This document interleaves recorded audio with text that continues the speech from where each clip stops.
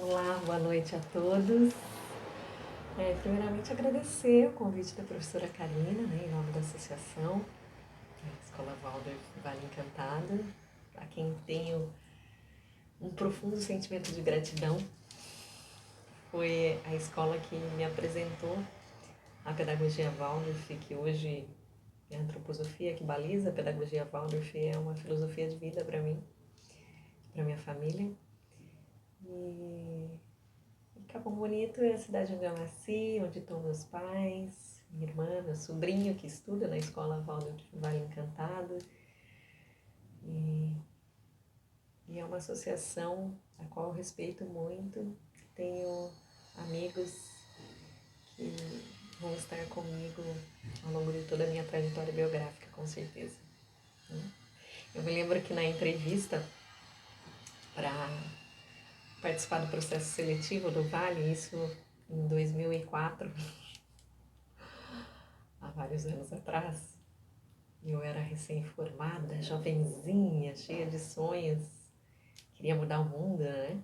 É uma fase que nós queremos mudar o mundo e depois estudando dentro da antroposofia é isso mesmo, né? Nós estamos a partir dos 21 anos por volta de, né? Nessa alma da sensação, nessa efervescência. E eu me lembro que um dos professores que fazia parte dessa minha primeira banca de um processo seletivo de trabalho, me perguntaram, tá, mas quais são suas perspectivas, né? O que você espera desse novo trabalho? Mas, não, o que você oferece? Foi essa pergunta. Eu falei assim, eu ofereço minha vontade, meu entusiasmo, né? De querer fazer algo para o mundo mesmo. E super com o ideal efervescente mesmo, acho que essa é a palavra. Sem saber da importância que é, dentro da rememoração, a vontade.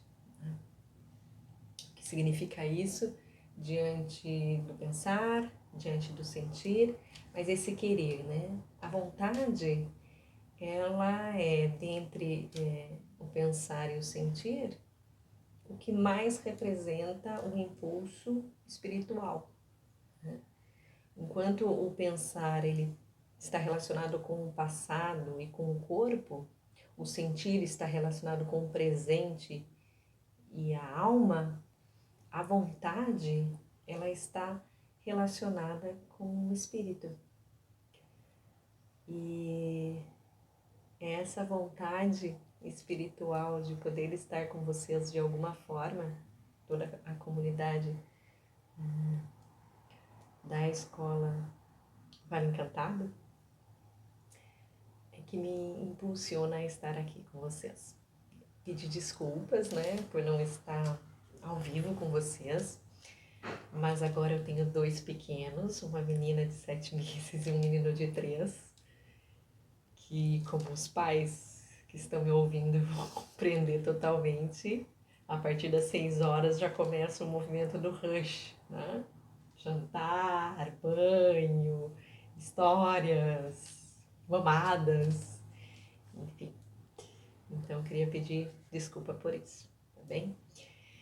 Esse tema, né, a gente falar de contemporaneidade hoje, num momento tão atípico, né, que estamos vivendo, é também poder compartilhar como que nós estamos lidando com esse movimento, né?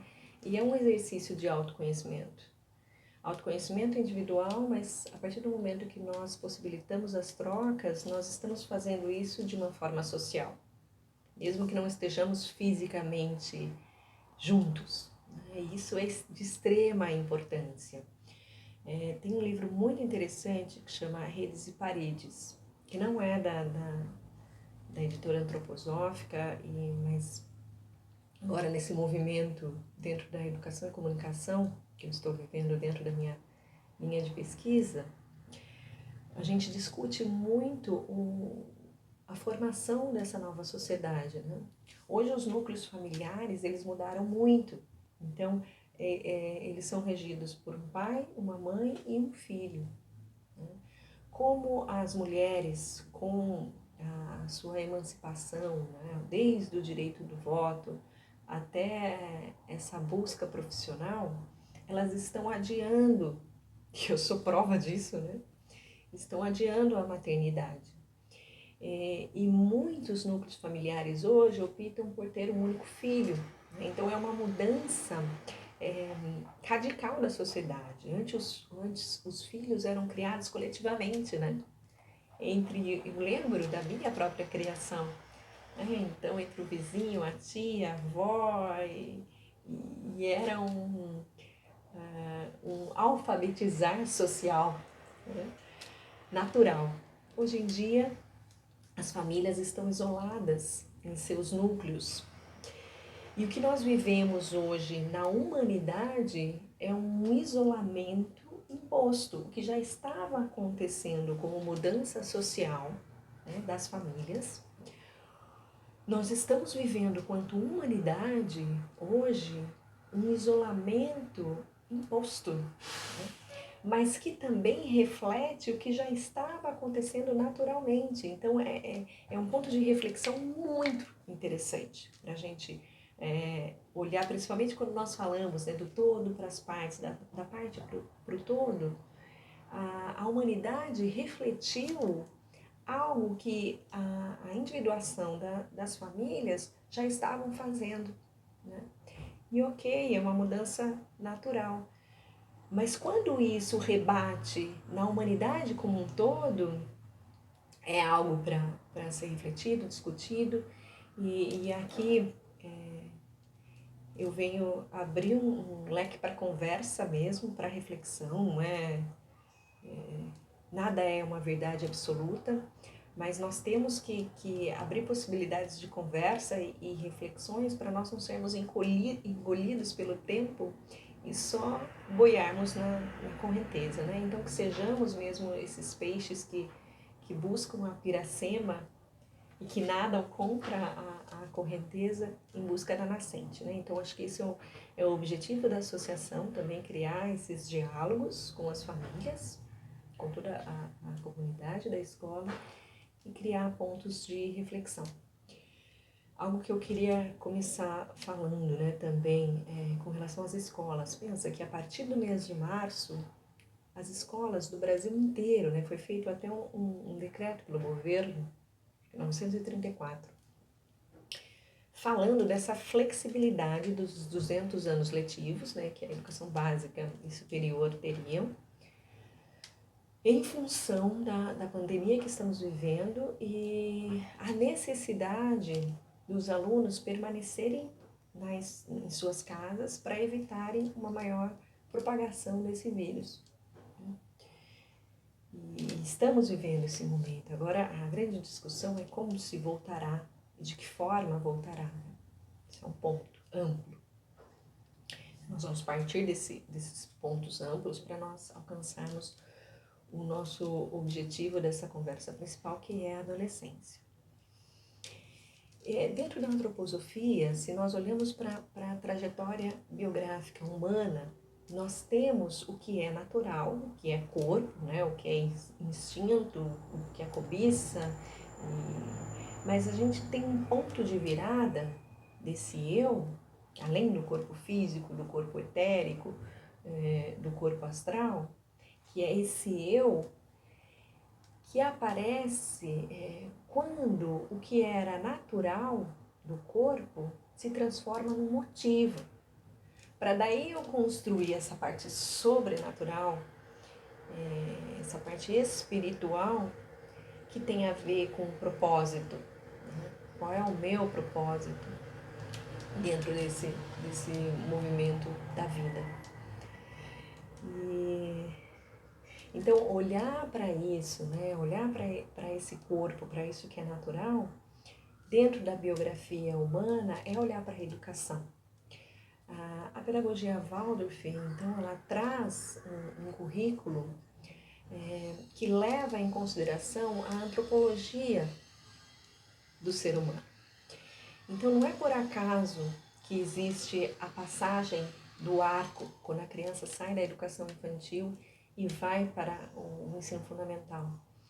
existe uma mudança de setênio, né? Esse primeiro setênio, do 0 aos 7 anos, né?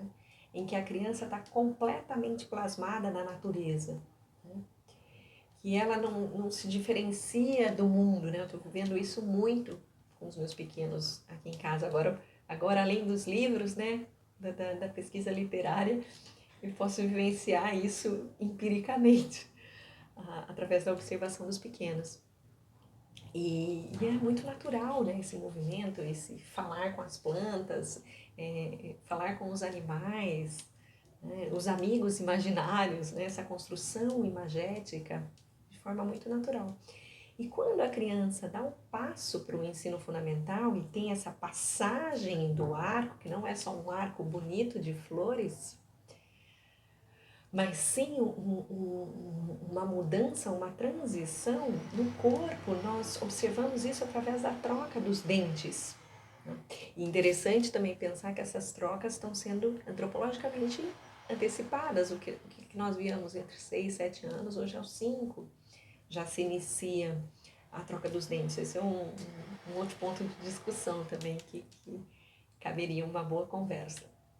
E daí, quando adentramos, então, o ensino fundamental, nós também passamos por outras perdas, pensando em perdas como mudanças de etapas antropológicas.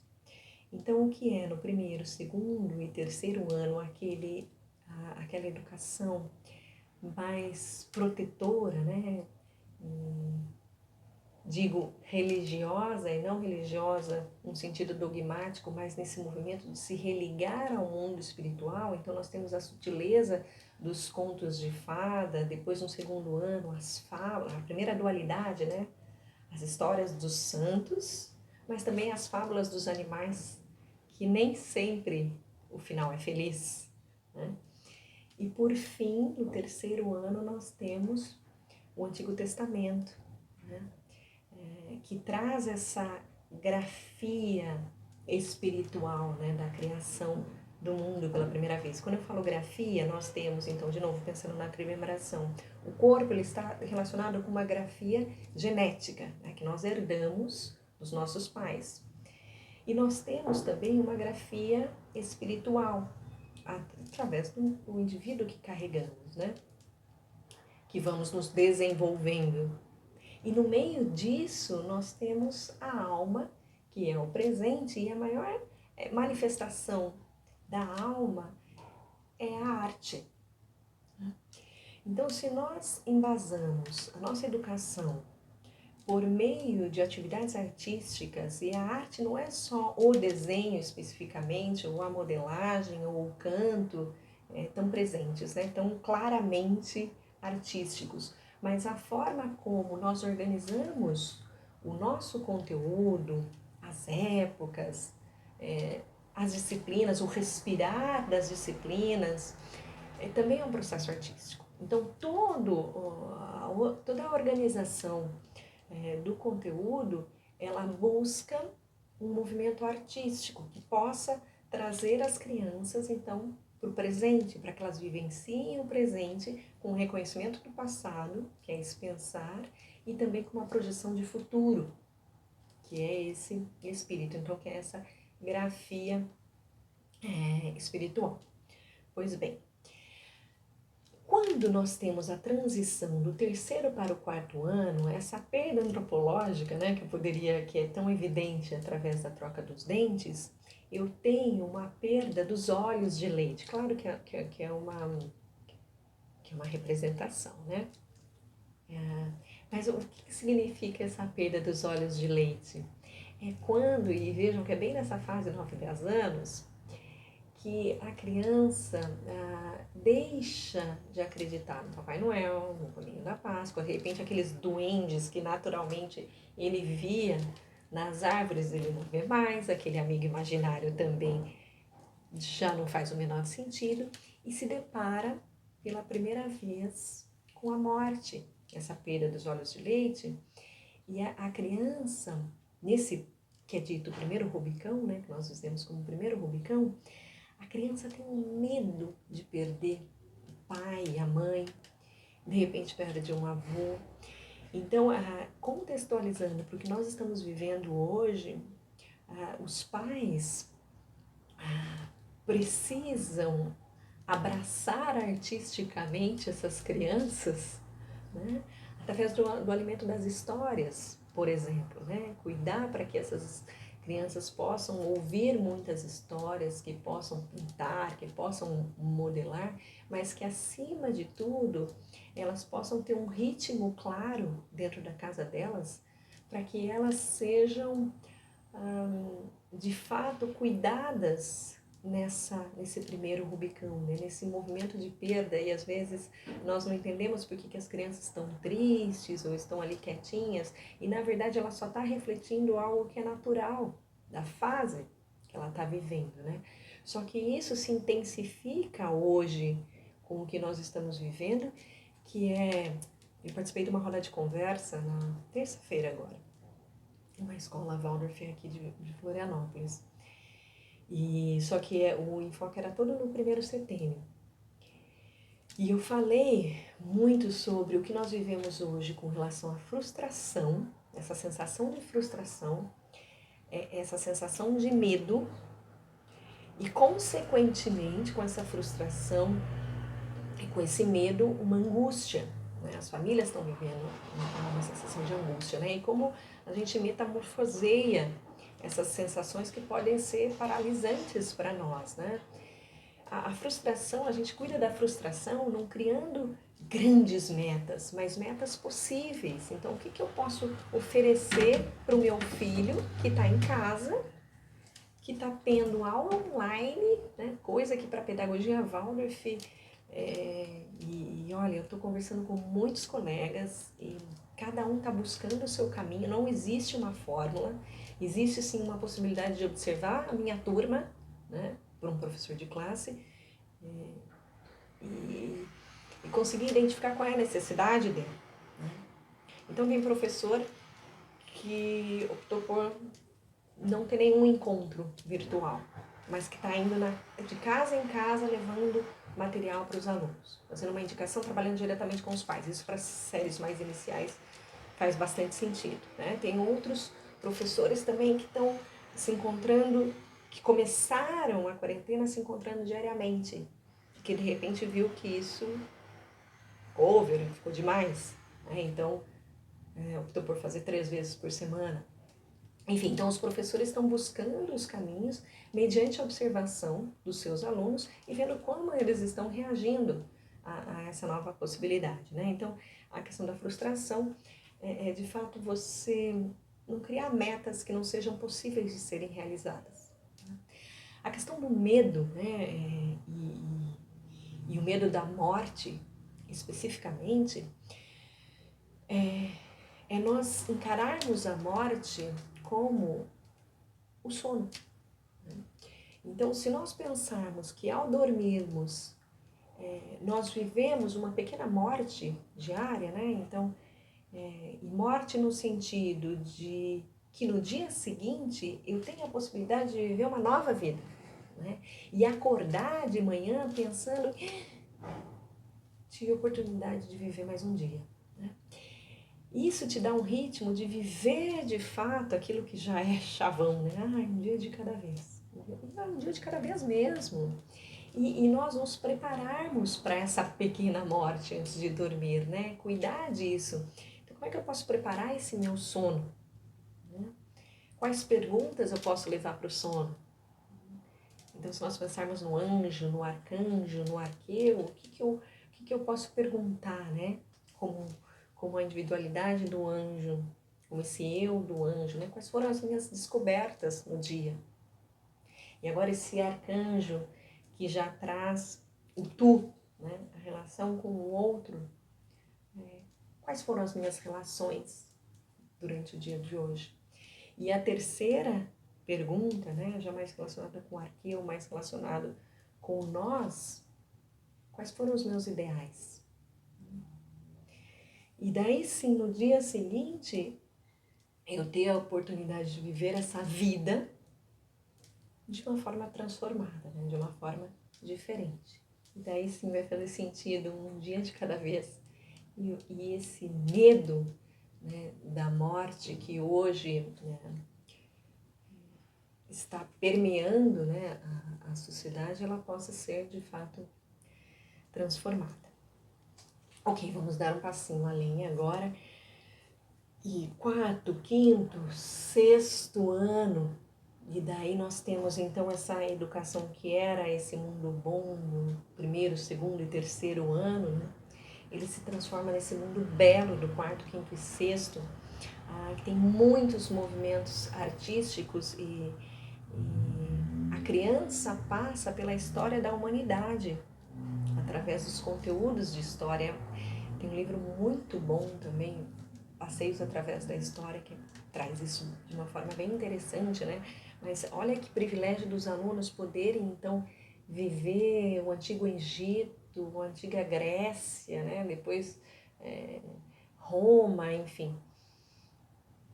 A Índia, enfim, todas as civilizações, né? Na própria o quarto ano, né? Depois eles terem ouvido a criação segundo o Antigo Testamento, eles vivenciarem a criação pela mitologia nórdica, depois pela mitologia indígena, que são as nossas raízes, né, brasileiras, para depois passar pela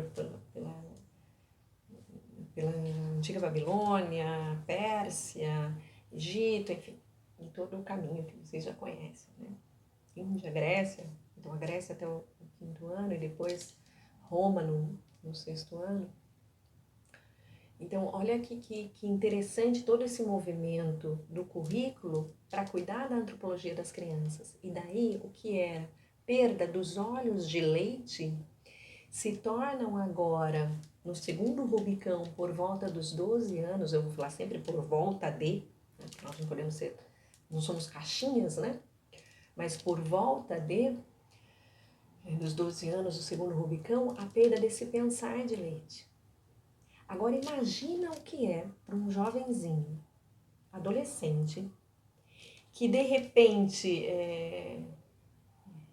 estava confortável naquele mundo bom, naquele mundo belo, e agora dá um passo para o mundo verdadeiro. Né? E ele se separa do mundo pela primeira vez, né? Ele se vê mais distante do mundo e agora tem que se deparar com esse mundo verdadeiro, né? É uma baita de uma mudança. E além de ter essa mudança do pensar, fisicamente, hormonalmente, há uma grande mudança, né? Então, de repente, o meu corpo é diferente do dele, dela. Por quê? Mas eu queria o cabelo assim, eu queria uma altura assim, minha voz está mudando, né? Os meninos são expostos, né, a essa mudança de voz. Né? Em Capão nós falamos a gaiteada, né? Deixa eu só ver quantos minutos eu tenho, 23 minutos, tá? Falaram que eu posso falar até uns 40, então vou aproveitar e falar mais um pouquinho. Então, olha que mudança para esse jovenzinho, não só externa, social, porque a escola...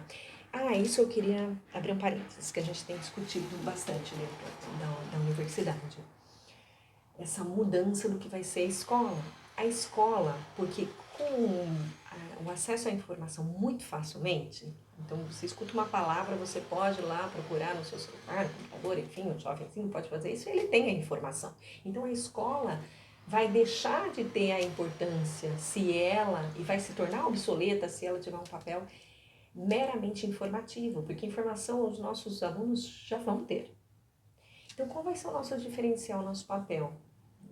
O nosso papel é social, é fazer com que os nossos alunos se encontrem. E, de repente, nós fomos tolhidos daquilo que é a essência da educação, que é o social. Né? E desejosos aqui para que isso possa voltar o quanto antes a acontecer, claro que com todas as possibilidades saudáveis para que isso aconteça. Então, se o nosso papel é social, né, se a escola se dá num ambiente social, então é esse ambiente social que nós temos que oferecer a possibilidade da discussão. Então, o que mais o jovem necessita nesse período da adolescência é ser ouvido, né? Ter ambientes para ser ouvido. Eu trabalho com alguns professores, preparando épocas, enfim, e o professor de história, né? Conversando com o professor que estava numa época de história, aliás, é um professor de classe de um 8º ano, e nós estávamos discutindo como organizaríamos a época de história. E eu falei, disse ele, vamos buscar a questão geopolítica, botar essas crianças para discutirem, contextualizarem o que é a história do Brasil, por exemplo, antes e agora, né? O que era quando se iniciou o parlamento e qual é a importância do parlamento hoje, né? O que se discute dentro do Brasil politicamente hoje. É isso, a gente pode de alguma forma fomentar algo nos alunos, que é essa necessidade de se externalizar. Então, às vezes, o pintar o cabelo do azul não é uma provocação para os pais, é uma necessidade biológica de encontrar o seu lugar no mundo. Então, as unhas pretas ou pintar os olhos não é uma provocação aos pais. É, de fato, um movimento natural de busca de identidade nesse mundo verdadeiro. Então, retornando, né? Se eu falei da perda dos dentes de leite por volta dos 6, 7 anos, né? 5, 6, 7 anos. Se eu falei da perda dos olhos de leite nesse primeiro Rubicão, que agora eu me deparo com a morte pela primeira vez, né? A fantasia vai deixando de fazer sentido e eu tenho que buscar um novo caminho. E agora eu perco meu pensar de leite. E o pensamento causa e consequência se torna mais evidente. E nós, quanto escola, precisamos permitir que essa causa e consequência permeie também o nosso currículo. E olha que extraordinário que é nessa fase em que as crianças, no 6º ano, por exemplo, têm física pela primeira vez. Então, elas estão vivenciando a causa e consequência no seu próprio currículo, né? Eu me lembro de contar uma história ali também, acho que era uma das minhas primeiras épocas de física, que eu estava com uma turma, e nós estávamos fazendo dilatação de materiais, e experimentando, né? E aí eu coloquei um vidro para dilatar, proteger as crianças, fomos todos ao fundo da sala, enfim, para comparar o tempo de dilatação do material. E eu comecei a fazer uma contagem regressiva aqui a partir do 30. Né? E eu serena ali, sem saber o que ia acontecer, mas vamos começar uma contagem.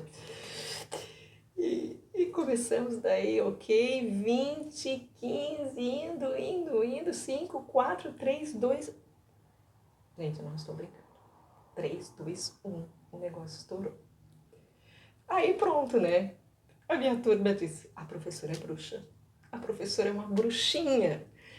E por que eu tô contando isso para vocês, né? Primeiro porque esse alimento, a experimentação te dá ali, e a física, na verdade, ela reproduz os grandes fenômenos dentro da sala de aula, né? E a criança tem a possibilidade o jovenzinho tem a possibilidade de conceituar um fenômeno natural, né? Porque eu não vou dizer para ele por que aconteceu isso ou aquilo. Ele vai chegar na conclusão, né? A gente dá esse espaço para que ele possa falar. Mas o que eu queria dizer é que quando nós estamos num impulso de oferecer aos alunos a verdadeira educação, a educação com sentido, e isso não é uma exclusividade da pedagogia Waldorf, tá? Quero deixar isso bem claro, que existem movimentos educacionais muito fortes, não é bem essa palavra, mas eu vou ainda achar a palavra, muito honestos, muito verdadeiros, com uma intenção muito verdadeira. Eu volto de novo, né, naquela história do sobrenatural, né, depois do motivo do eu, né, quando eu busco então o propósito, eu tenho uma intenção e eu alcanço uma resolução. Isso é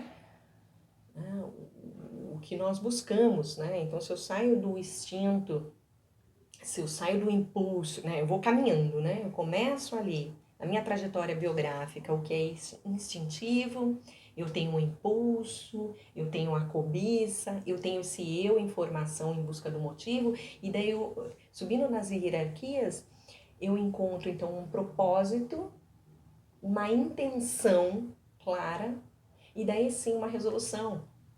Então, se nós estamos nessa busca, e o trabalho ele nunca vai ser em vão, independente de qual área for, simplesmente a resolução ela pode ser alcançada, né? Ela vai ser alcançada. Ok, então vamos lá, voltando nesse jovem que perde esse pensar de leite, que precisa de espaço, né? Espaço para que o que ele está vivenciando de se afastar do mundo dê eco, né? Que ele consiga falar. E daí nós temos o 7º, 8º, o 9º ano, né? Nessa busca por esse mundo verdadeiro, dando espaço para que esses alunos possam reverberar todo esse impulso dentro deles, né? Que vai ser transformado numa intenção. Tenham a possibilidade de vivenciar o que é natural da antropologia deles. E nos tempos contemporâneos, os jovens eles estão sendo impossibilitados de viver isso. E nesse aspecto eu quero chamar a atenção para vocês com relação à tecnologia, que é nossa possibilidade de contato hoje, de partilha, que a tecnologia ela pode sim ter um aspecto positivo a partir do 7º, 8º, 9º ano e uma forma de expressão desses jovens, né? Desde que ela não ultrapasse a possibilidade do sono, por exemplo, né? Hoje nós temos jovens que ficam até 1, 2, 3 da manhã e criam uma situação, uma relação com a tecnologia de dependência. E aí é o nosso alerta, né? Então, assim, de novo, né? O que foi falado para os pequenos pode ser feito com os jovens, criar um ritmo, né? Um respiro para eles. Se vai ter acesso à tecnologia, vai ter acesso à tecnologia, mas também vai ter acesso a um andar de bicicleta, né? A andar um pouco no mato, a subir numa árvore, enfim, nós buscarmos dentro das polaridades, nem só o céu, nem só a terra, mas buscar possibilidades rítmicas para os nossos alunos, para os nossos filhos dentro de casa agora que estamos nesse isolamento imposto, né? Então, uma forma sanadora de se lidar com os excessos, e especificamente falando da adolescência, dessa necessidade de se...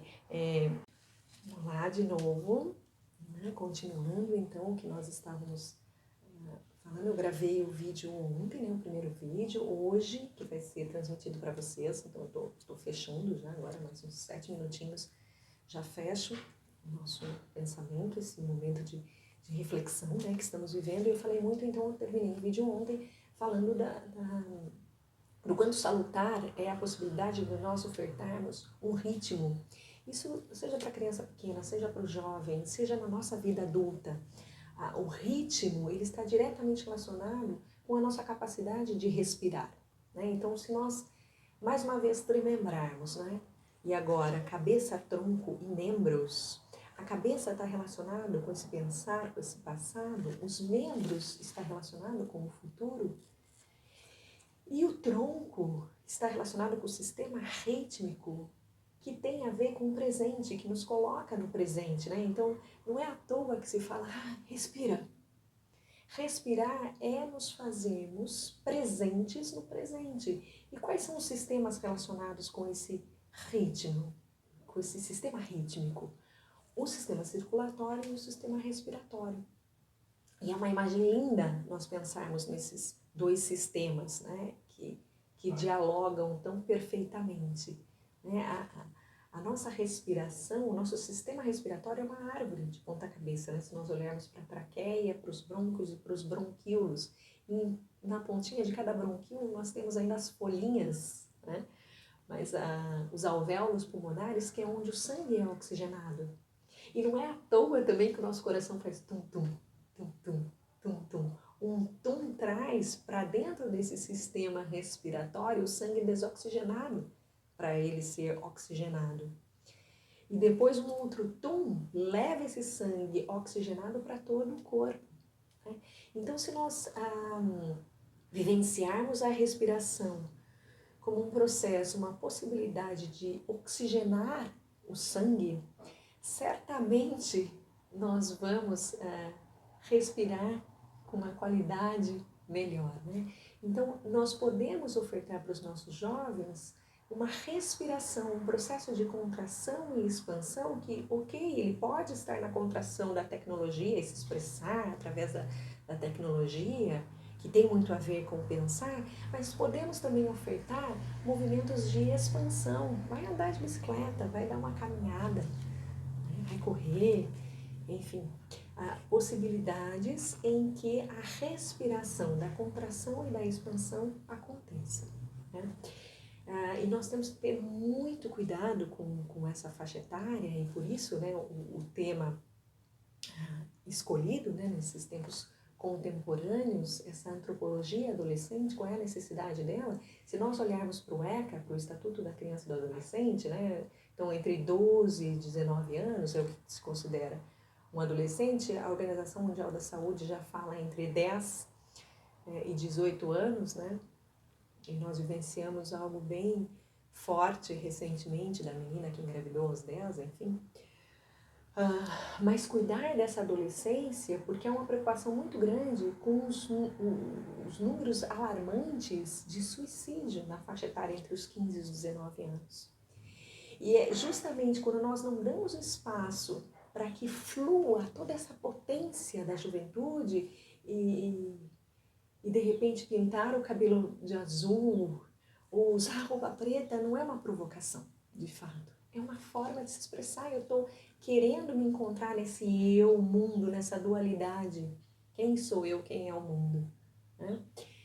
Então, nós podemos cuidar para que casos graves de depressão, que estão acontecendo muito nessa faixa etária, principalmente com relação às mídias sociais, né? Que todo mundo posta aquela foto de viagem, de consumo, né? E o jovem pensa, tá, mas eu não tenho o que ela tem, o que ele tem, né?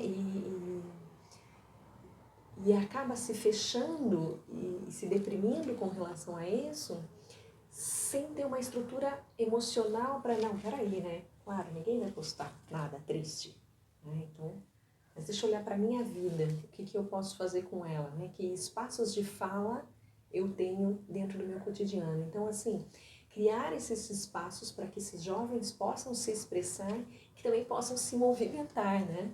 Eu tenho uma imagem muito bonita que eu gosto, também de uma polaridade. Nas séries iniciais nós temos as crianças que são puro movimento, né? São membros. E a cabeça está mais dormente, tanto é que a gente faz um processo de alfabetização em 3 anos, né? Até chegar na letra cursiva.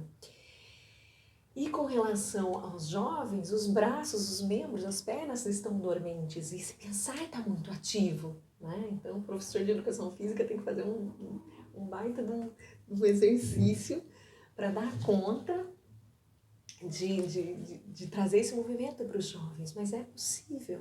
Né? Então, a imagem que eu quero deixar hoje, né, já concluindo, que eu falei demais, eu falo demais, é coisa de professor, né? Mas é que nós resgatemos a imagem do que é a criança na aquisição do andar. Né? Então, na faixa do 0, 1 ano de idade, o que significa esse movimento? Então, são 3 movimentos cruciais, né? Para além do rolar, do rastejar, do engatinhar, né? Isso minha menina de 7 meses está rastejando bastante, e o menino também, né? Engatinhou bastante antes dele conseguir pela primeira vez ficar em pé, ter essa retidão. Depois que alcança essa retidão, ele se equilibra, né? Então ele solta as mãos, esse serzinho vai soltar as mãos quando ele se sente seguro com o equilíbrio. Né? E pensar que para a ciência materialista, o que nos torna humanos é a aquisição da razão, do raciocínio.